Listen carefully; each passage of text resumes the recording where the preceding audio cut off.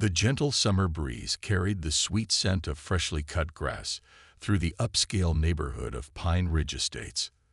Dr. James Chen pulled into his new driveway, admiring the beautiful two-story colonial home he and his family had just moved into.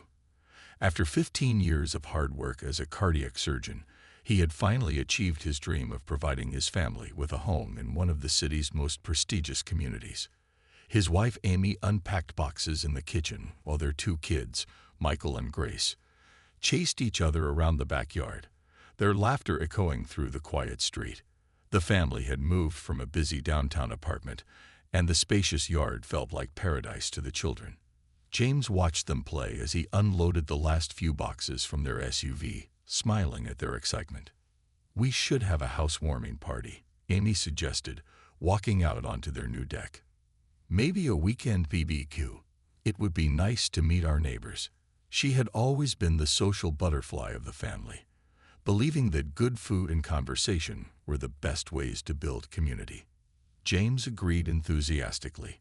Their previous neighbors had become like family, and though leaving them had been hard, he hoped they could create the same warm relationships here.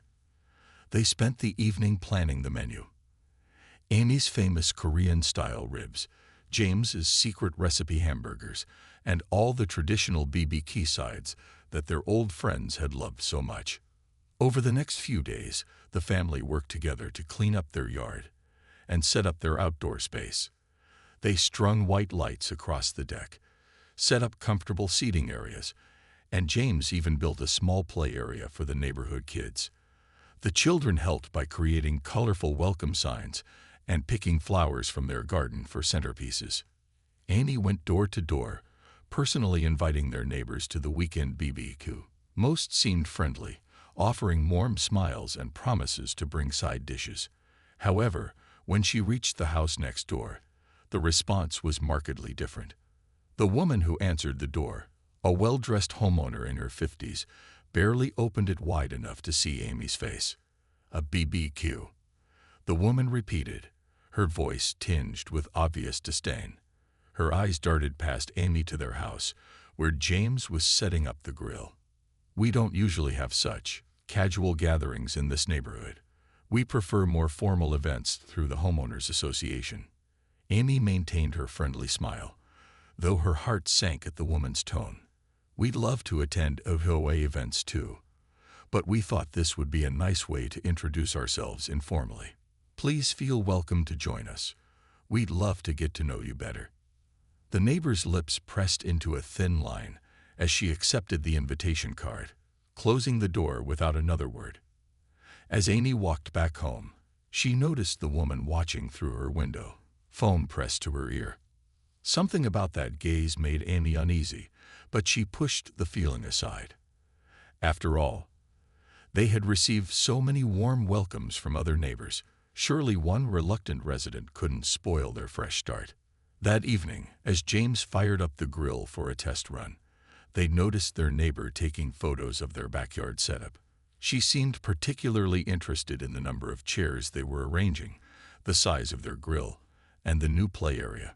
James and Amy exchanged concerned glances, but decided to remain positive. They had faced occasional prejudice before, but their approach had always been to overcome it with kindness and understanding. Little did they know that their simple housewarming BBQ would soon become the talk of the neighborhood, but not for the reasons they had hoped. Their neighbor was about to set in motion a chain of events that would reveal not just her own prejudices, but also a surprising connection that would change the entire community's dynamic forever. The morning of the BBQ arrived with perfect weather, sunny skies, and a light breeze that carried the promise of a beautiful day. As Amy arranged fruit platters in the kitchen, she noticed their next-door neighbor, Mrs. Wilson, pacing in her yard with a thick binder tucked under her arm. Every few minutes, Mrs. Wilson would stop to take more photos of the Chen family's backyard preparations. "Maybe she's just really interested in party planning," Grace suggested innocently as she helped her mom prepare the watermelon. Amy smiled at her daughter's optimism, but couldn't shake the feeling that something wasn't right.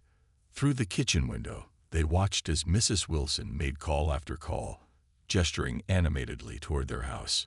James spent the morning marinating his special hamburgers and preparing the Korean-style ribs that had made their previous neighborhood gathering so popular.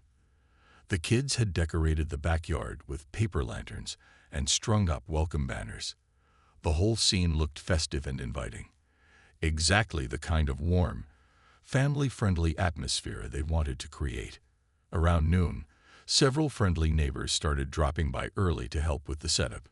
Mrs. Lee from across the street brought her famous potato salad, while Mr. Rodriguez and his wife arrived with homemade guacamole and chips.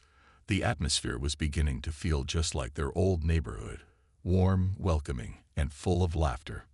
That's when Mrs. Wilson made her move. She marched across her lawn, clutching her binder like a shield. Behind her, two other women followed, both wearing matching expressions of concern. As they approached the fence, Mrs. Wilson cleared her throat loudly enough to draw everyone's attention. "I hate to interrupt," she announced, though her tone suggested otherwise. "But I feel obligated to point out several violations of our neighborhood guidelines." She flipped open her binder with practiced efficiency. Section 4, Paragraph 2 clearly states that all gatherings exceeding 10 people must be approved by the HOA board at least 2 weeks in advance. The happy chatter around the yard died down. James stepped forward, wiping his hands on his apron. "I wasn't aware of that rule," he said calmly. "We're new here and just wanted to meet our neighbors. We'd be happy to review the guidelines for future events." Mrs. Wilson wasn't finished. She pulled out her phone, showing photos she'd taken earlier. "Your decorations exceed the allowed height restrictions. The noise from your children's play area will certainly violate our quiet hours policy. And the smell from your unusual cooking methods might disturb other residents." Mr. Rodriguez stepped forward, his friendly face showing confusion. "Barbara, I've lived here for 5 years, and we've never enforced those rules. Remember the block party at your house last summer? We had twice as many people." Mrs. Wilson's face flushed red, but she pressed on. "That was different. This is about maintaining certain standards in our community. We need to think about property values." Her eyes darted meaningfully between the Chen family and their house. More neighbors had started arriving, carrying dishes and drinks, only to pause uncertainly at the growing tension. Amy noticed some of them whispering, looking uncomfortable. Her heart sank. This was exactly what they'd hoped to avoid in their new home. James remained remarkably composed, though Amy could see the slight tension in his shoulders. He'd dealt with prejudice throughout his medical career, but having it happen in front of their children, at their own home, felt different. Still, he kept his voice level and professional. "Mrs. Wilson," he began, "I understand you're concerned about the neighborhood standards. We share those concerns. It's why we chose this community. Perhaps you'd like to stay and get to know us better. We have plenty of food, and I'd love to hear more about the neighborhood's history." Before Mrs. Wilson could respond, one of her followers suddenly squinted at James. "Wait a minute. Aren't you Dr. Chen from City General?" The woman's face lit up with recognition, but Mrs. Wilson wasn't done yet. She pulled out her phone again, this time with a different purpose, one that would soon backfire in ways none of them could have predicted. Mrs. Wilson stood with her phone raised, her fingers trembling slightly as she dialed. "I'm calling the police," she announced loudly, making sure everyone could hear her. "This unauthorized gathering is clearly a violation of our neighborhood policies." The atmosphere in the backyard shifted instantly. Children stopped playing, sensing the tension in the air. Amy instinctively moved closer to Grace and Michael, who were watching with wide eyes. Several neighbors stepped forward, trying to reason with Mrs. Wilson, but she had already turned away, speaking rapidly into her phone about a disturbance and unregistered event. "This is ridiculous," Mr. Rodriguez said, shaking his head. "Barbara, they're just trying to meet their neighbors. Put the phone down." But Mrs. Wilson was determined, her voice getting louder as she described the situation to the dispatcher. James remained surprisingly calm, though Amy could see the subtle signs of strain around his eyes.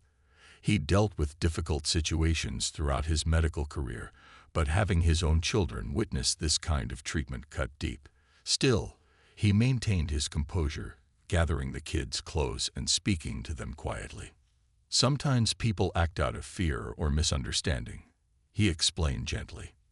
"The best thing we can do is stay calm and show them there's nothing to be afraid of." The children nodded, though Grace's lower lip trembled slightly. Within minutes, 2 police cars pulled up to the house, their arrival causing a stir in the previously peaceful neighborhood. Curious faces appeared in windows up and down the street. Mrs. Wilson straightened her posture, a look of satisfaction crossing her face as she marched toward the officers, her binder of HOA regulations clutched tightly to her chest. The first officer to approach was a tall man with kind eyes. His name tag read Officer Thompson.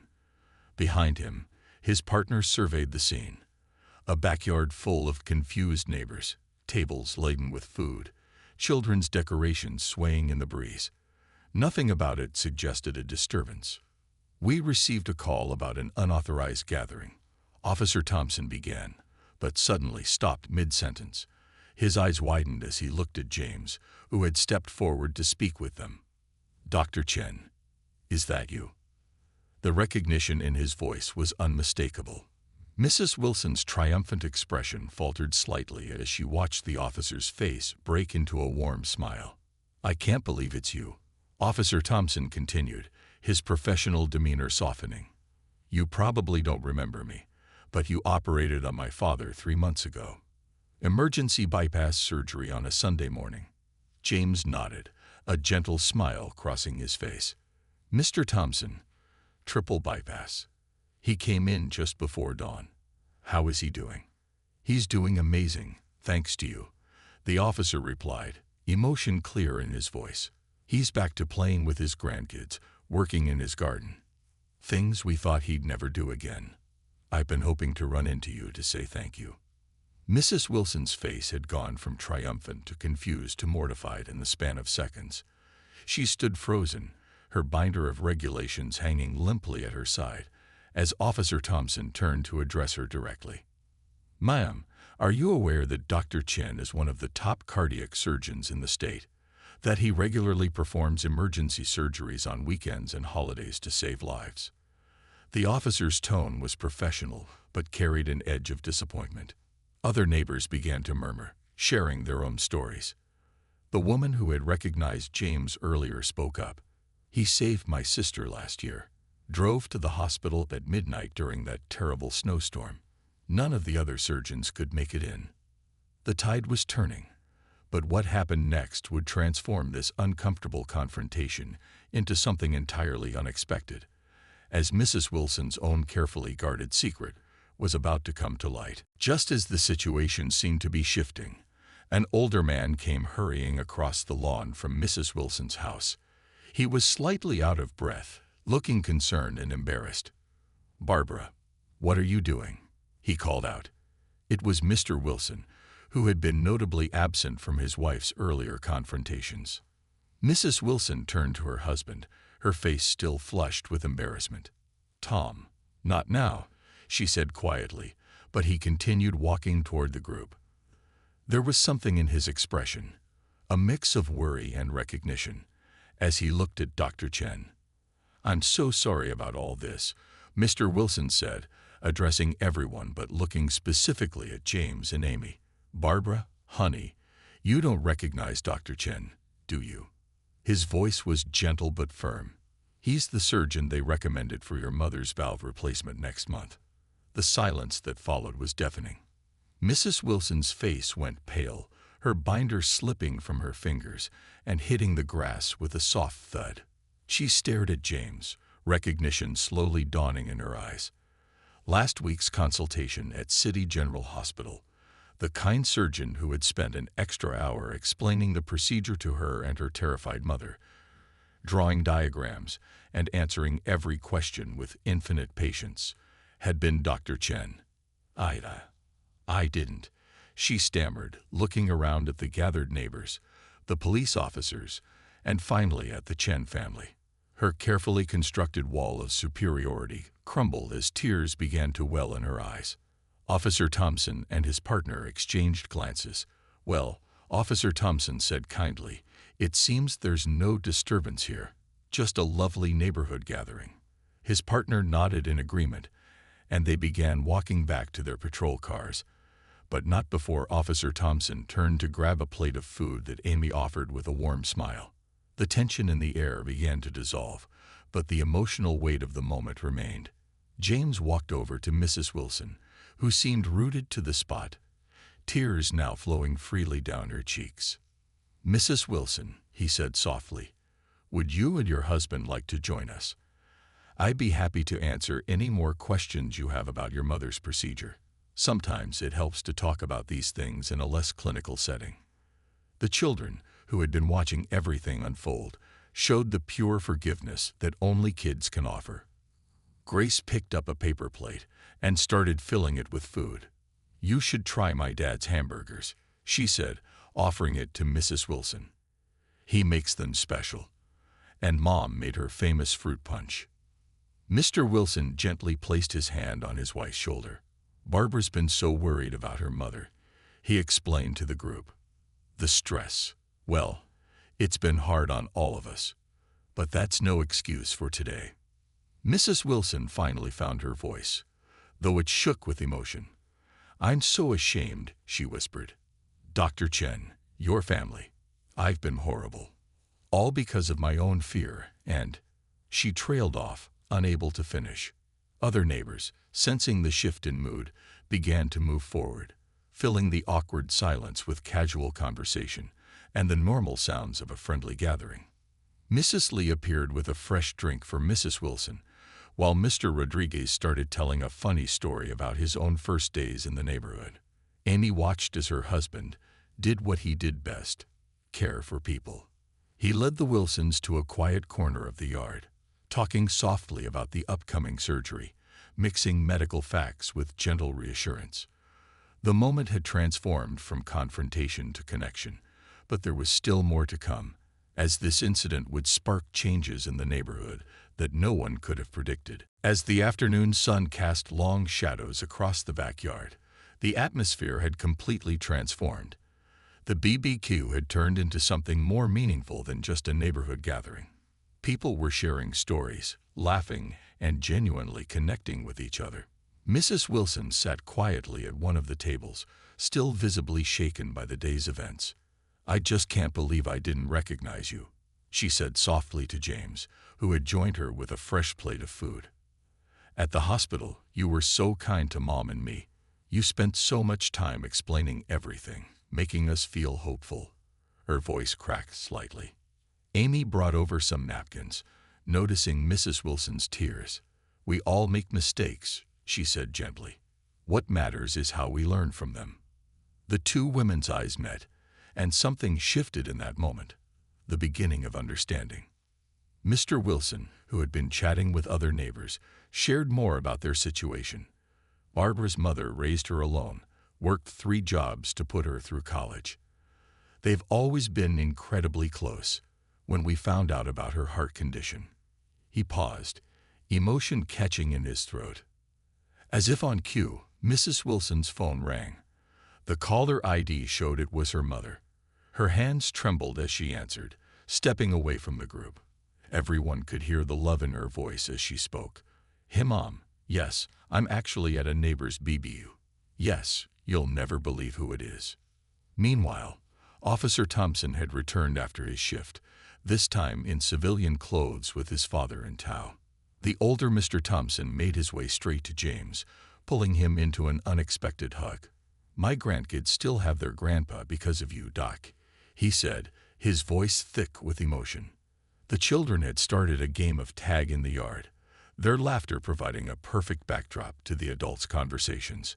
Grace and Michael had easily welcomed Mrs. Wilson's grandchildren, who had arrived with their parents after hearing about the gathering. The kids played together, completely unaware of the earlier tension, showing everyone how simple acceptance could be. James stood up and gently clinked his glass, drawing everyone's attention. "I'd like to share something," he said, his voice carrying easily across the yard. "In the operating room, we don't see differences. We see hearts, all of them needing care, all of them precious to someone who loves them. Every time I operate, I'm reminded that what connects us is so much stronger than what divides us. Mrs. Wilson listened intently, tears flowing freely now. She stood up suddenly. I need to say something too. Her voice quivered but grew stronger as she spoke. Today, I let fear and prejudice guide my actions. I forgot that behind every face is a story, a family, a heart. Dr. Chen, you'll be operating on my mother soon, and I. She couldn't finish her sentence, but she didn't need to. The gathering had fallen silent, everyone feeling the weight of the moment. Then, from the back of the yard, Mr. Rodriguez called out, "Well, I say we make these BBQs a monthly thing.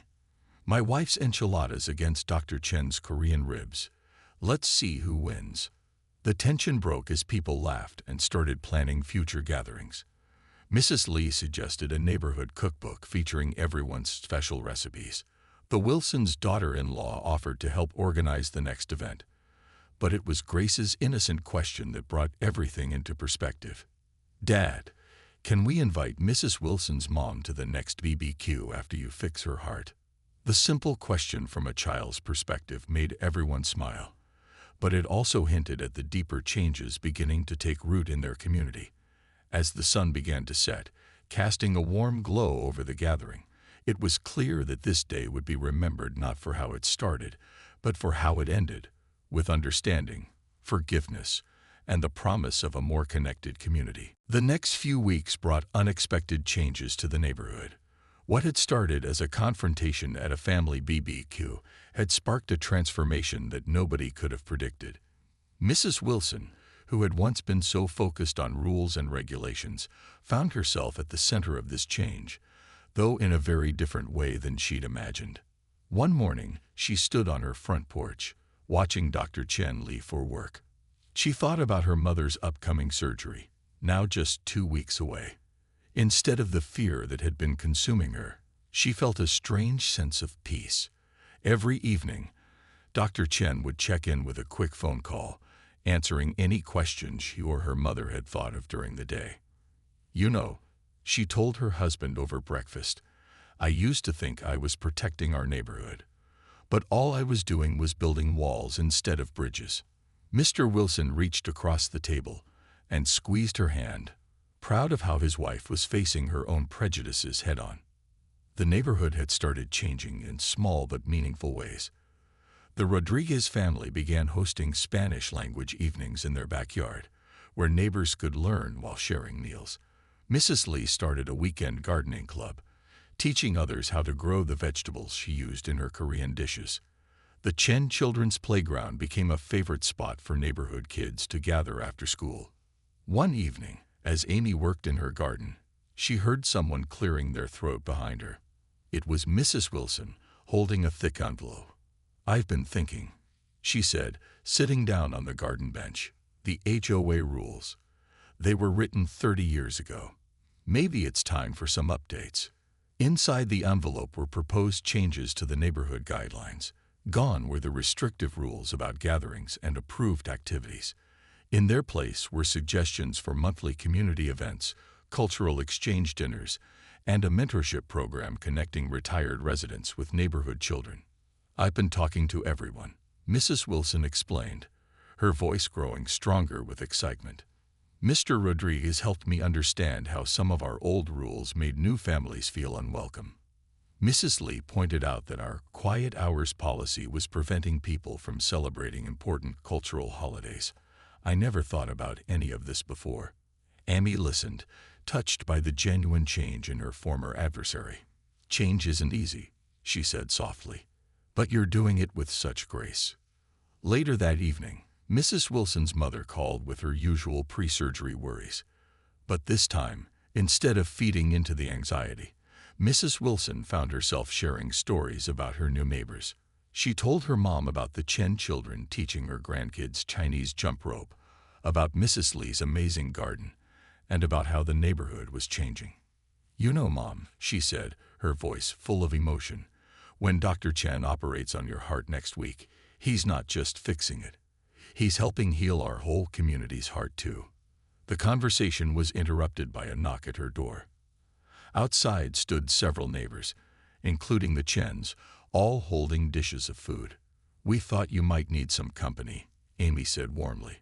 "James says pre-surgery jitters are perfectly normal, both for patients and their families."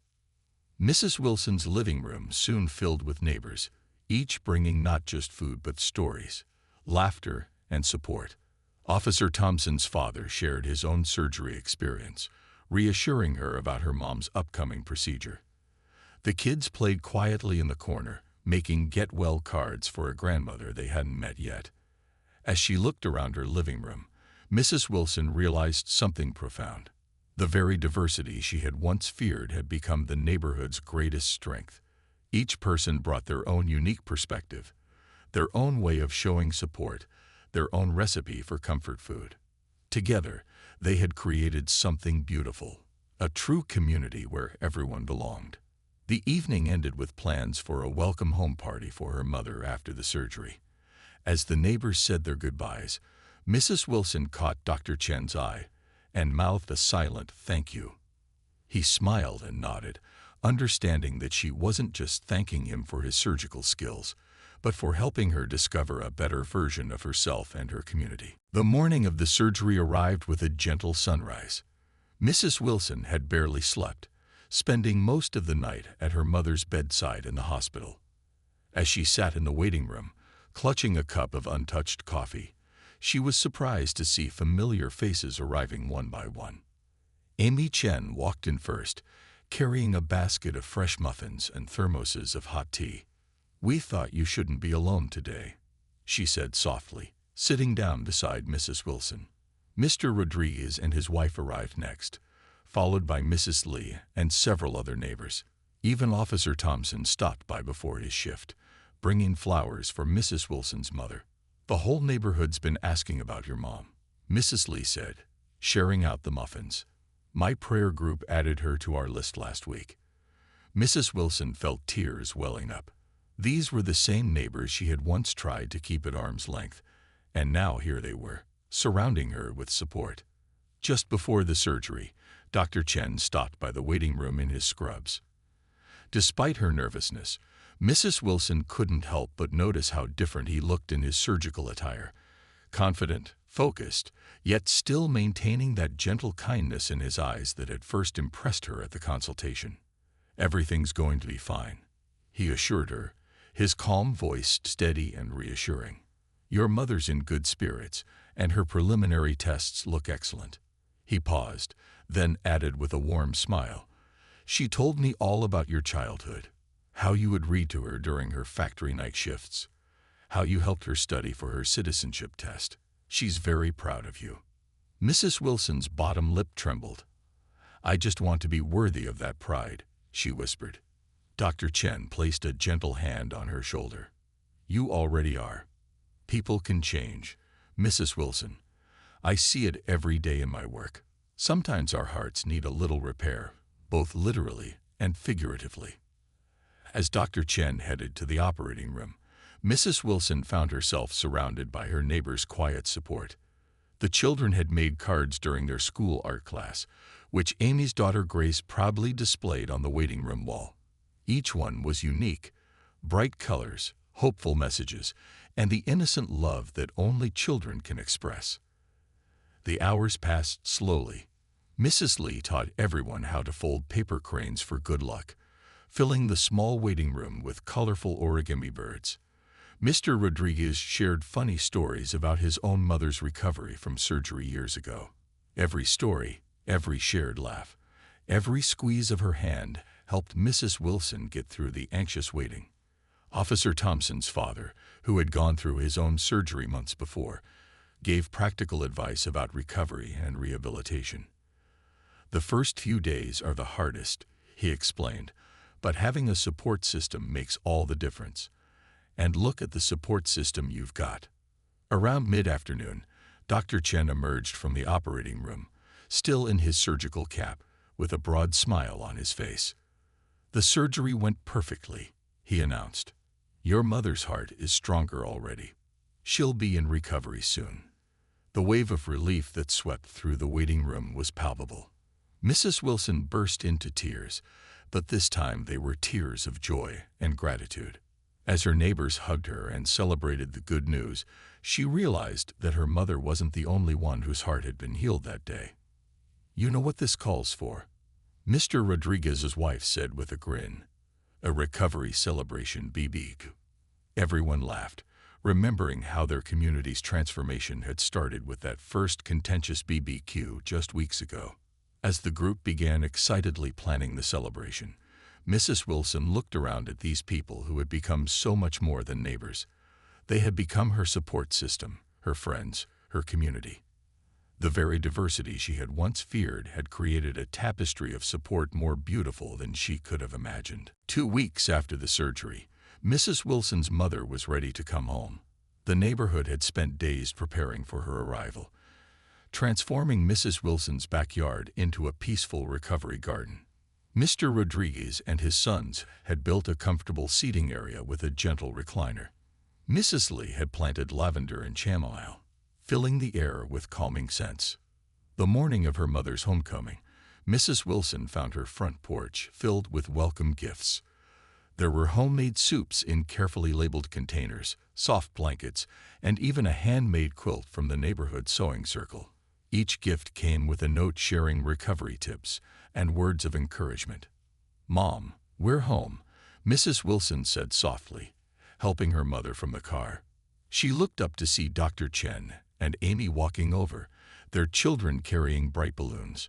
Behind them, other neighbors gathered, keeping a respectful distance but wanting to show their support.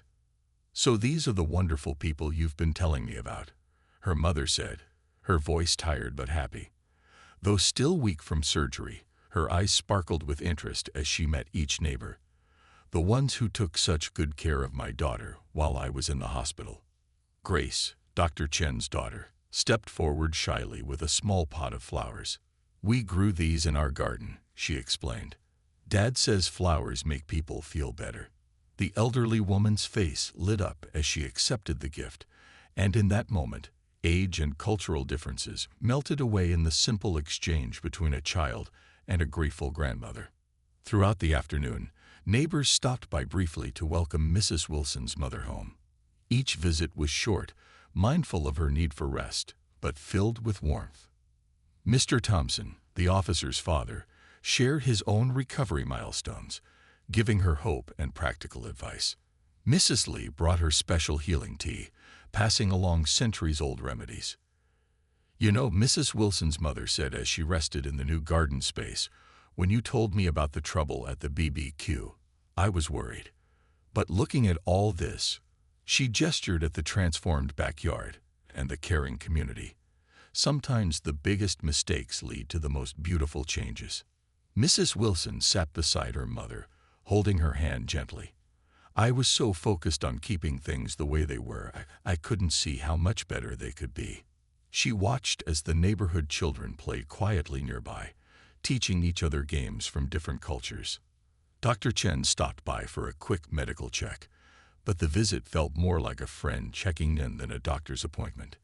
He sat with them in the garden, sharing stories about his own parents and their journey to this country. Mrs. Wilson's mother listened intently, finding common ground in their experiences. "You've given me more than just a healthy heart," she told Dr. Chen. "You've given my daughter a community. That's better medicine than any surgery." Her words brought tears to several eyes, but they were happy tears, full of understanding and gratitude. As the sun began to set, casting a warm glow over the recovery garden, Mrs. Wilson looked around at her transformed world. The rigid boundaries she had once tried so hard to maintain had been replaced by something far more valuable: genuine connections, understanding, and friendship. Amy appeared with a light dinner, the perfect blend of comfort foods from different cultures. "The kids helped make the soup," she said proudly. They wanted to do something special for their new adopted grandmother. The evening ended quietly, but the air was filled with contentment. As neighbors headed home, each promising to check in tomorrow, Mrs. Wilson's mother squeezed her daughter's hand. "You know, she said softly. Sometimes it takes a surgeon to heal a heart, but it takes a community to heal a soul. These words would stick with Mrs. Wilson, becoming a reminder of how far she'd come and how a single event could change not just one person, but an entire neighborhood's heart. 6 months had passed since that first contentious BBQ, and the neighborhood had blossomed into something extraordinary. On a bright Saturday morning, residents gathered in the community park for what had become their monthly celebration of unity. The smell of various cuisines filled the air as families set up their cooking stations. Mrs. Wilson, now the head of the newly formed Community Integration Committee, stood at the entrance welcoming new families. Her mother, fully recovered and vibrant, sat nearby sharing stories with Mrs. Lee and teaching young children how to make paper flowers, a craft she'd learned during her hospital recovery. "Remember when you tried to shut this kind of thing down?" Officer Thompson teased good-naturedly as he helped set up tables. Mrs. Wilson laughed, no longer embarrassed by her past behavior, but proud of how far she'd come. "Sometimes the best changes come from our biggest mistakes," she replied, watching the diverse group of neighbors working together. Dr. Chen arrived with his family, carrying his famous Korean-style ribs. These monthly gatherings had become a beloved tradition, where everyone brought not just food, but pieces of their culture to share. The children ran around wearing traditional outfits from various cultures, proudly explaining their significance to anyone who asked. "You won't believe what happened at the hospital yesterday," Dr. Chen shared as he fired up his grill. "A patient was nervous about having me as their surgeon, but another patient in the waiting room spoke up. It was Mrs. Lee's cousin, telling them about our neighborhood and how we'd all come together. By the end of the conversation, the whole waiting room was crying. The neighborhood had become something of a legend in their city. Other communities started reaching out, asking how they'd managed to create such a strong, inclusive environment. The answer was always the same. It started with one confrontation, one moment of revelation, and one community's willingness to change." Mrs. Wilson's mother stood up carefully, tapping her glass for attention. "I want to share something," she announced, her voice strong and clear. "When I was in the hospital, I was scared, but knowing my daughter had all of you supporting her gave me strength. Every day, I thank God for Dr. Chen's skilled hands and this community's open hearts." The playground that had once been a point of contention was now filled with children from all backgrounds, teaching each other games from their various cultures. Grace, Dr. Chen's daughter, had become especially close to Mrs. Wilson's grandchildren, and together they'd started a kids' cultural exchange club at their school. Mr. Rodriguez stepped forward with exciting news. "The City Council saw our success and wants to use our neighborhood as a model for community integration. They're asking us to help other neighborhoods set up similar programs." The once rigid HOA rules had been completely rewritten, now focusing on fostering community connections rather than enforcing restrictions. Monthly cultural dinners, weekly language exchange sessions, and community service projects had replaced the old regulations about lawn heights and fence colors. As everyone gathered to eat, Mrs. Wilson looked around at the faces that had become like family. Her mother sat between Dr. Chen's parents and Mrs. Lee, sharing photos of grandchildren. Officer Thompson's father was teaching young kids about safety while they eagerly asked questions about being a police officer. "You know," Amy said, sitting down beside Mrs. Wilson, "when we first moved here, we hoped to find a nice place to live. Instead, we found a true community." She squeezed Mrs. Wilson's hand. "And it all started with you trying to stop our BBQ." Mrs. Wilson smiled, watching as another new family was warmly welcomed into their gathering. "Sometimes the worst moments can lead to the best changes," she replied. "We just have to be brave enough to admit when we're wrong and open our hearts to something better." The day ended with plans for next month's gathering, but more importantly, with the knowledge that their community had become a beacon of hope, proving that change was possible, that hearts could grow, and that sometimes the best families are the ones we create together, one open heart at a time.